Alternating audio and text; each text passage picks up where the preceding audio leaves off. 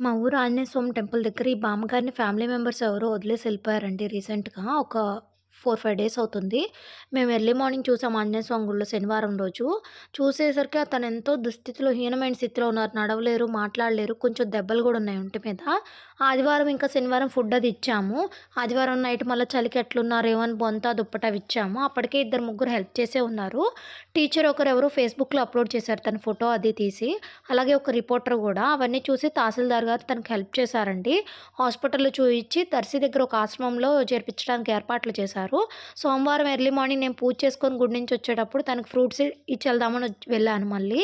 తను ఇక్కడ నొప్పిగుంది, ఇక్కడ నొప్పిగా ఉందని ఏడుస్తూ ఉన్నారు. సో, నేను ఇంటికెళ్ళి మళ్ళీ వస్తాను. మిమ్మల్ని చూయిస్తాను హాస్పిటల్ అని చెప్పాను.